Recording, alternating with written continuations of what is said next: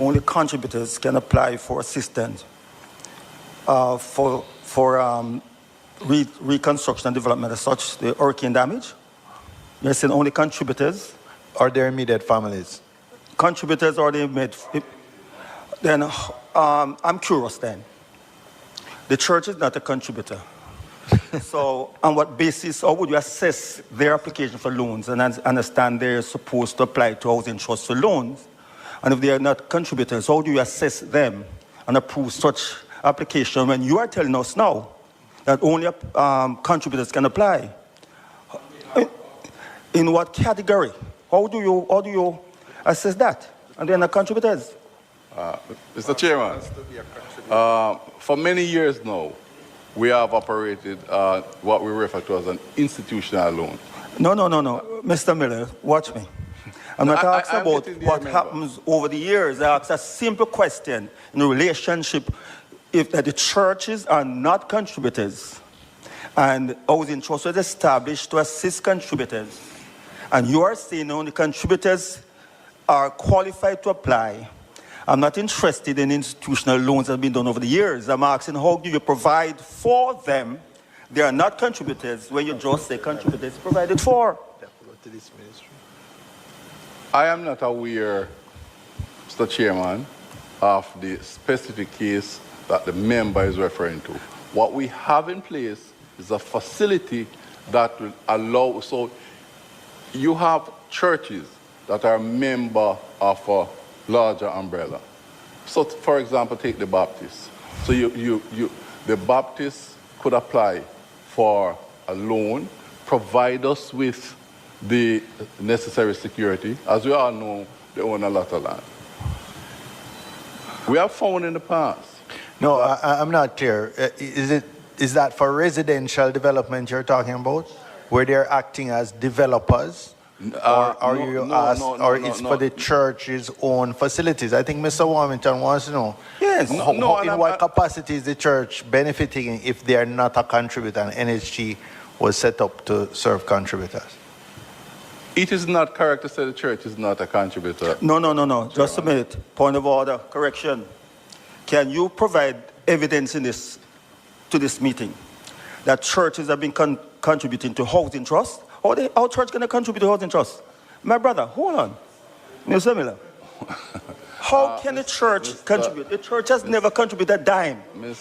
What social security TRN they use? Mr. Chairman. No, what TRN they use to make that contribution? They don't. Mr. Chairman. Period. No, they don't. Please, Mr. Miller. The issue, you said that you don't know what specific I'm talking about.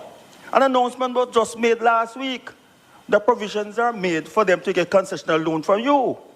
And their contributors who have applied to housing trusts cannot get loans because they don't have enough points. They don't have enough points, so they can't get it. So how do you find the points for the church?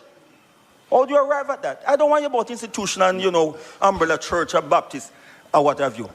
I don't, because I'm saying the church can apply for loans based on their financial status, because the last report showed that the churches have more than $2 billion in account. And they have vast acreage of lands. They can apply against that. And don't dip into what you have that is there for contributors. You have one church in Spanish Town, the Philippa Baptist Church. The last financial report showed they have more than $70 million in their account. One single Baptist church in Spanish Town, Philippa Baptist Church.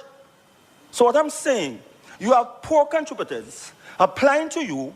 They can't get it, but then the church just walk in over their head and get it. I'm saying that what needs to be done now, your board needs to change the rule that every contributor should be able to walk through the doors of housing trust to apply for a loan without any assessment of qualification if the church can do it without being qualified, based on the record that you now have. So the point system must be eliminated now to justify what you're doing. Mr. Chairman, can I respond? Yes, you can respond. If we were to look at the facilities that are in place to treat with this initiative as it relates to Melissa recovery, one of the first things that was made clear is that there are certain contribution requirements that would be relaxed for the individual. So, for example, one requirement is that your contribution ought to be current. It was made clear, and it was approved. Your contribution ought to be? Current, meaning, current, yes. okay. It was made clear that that would be relaxed. So then we get back to the whole issue. Once you're a NHD contributor, you are qualified for a loan. The issue that we tend to miss is the amount of loan that you are qualified for. It may not necessarily be sufficient to do what you want to do. But any contributor who walks into NHD now, they are qualified for a loan. The only question is the amount. Any contributor that is current, but under the Melissa relief, you can we relax the section to treat with you being current. And right. That's the reason why we were able to say, once you have contributed to the National Housing Trust, then you can benefit. Okay, we understand that though, but I think it's a different point. I think it's a different point Mr. Warmington is making. And but before you follow up though, I'm trying to understand myself because I think Mr. Warmington caught a news release that I didn't. What is the provision that the NHT has under this Melissa recovery for churches? The issue with the JPS, what excuses we got today for them not being here? I had shared with the committee that the CEO had called me personally on Monday to say that he had planned to return to Kingston. Apparently he's based in Westmoreland now, but he had planned to come back into Kingston on Monday to, among other things, address this committee. He said there was a fatal accident involving a convoy of overseas linemen that had four fatalities, and that it was essentially they were traumatized, and it had the potential to affect the ongoing restoration.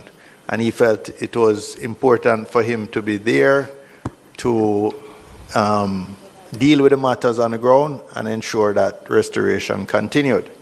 Now, I give it to you as I received it. Is there a doctor, a nurse? Does he drive a hearse? Look, this is the third time we've got excuses from JPS for not being here. I think it's a matter of level of disrespect. It's a height of disrespect and disregard for Parliament. If you have that disrespect and disregard for this committee, it means it's for Parliament. And I'm moving that way, issue summons or subpoena, whatever it is here, for them to appear before this committee. We cannot take this step of disrespect from any other institution, and they are the only one that appeared like this. The issue is, and this is why my next private member's motion will be dealing with sanctions for people who show disrespect for Parliament and contempt for committees.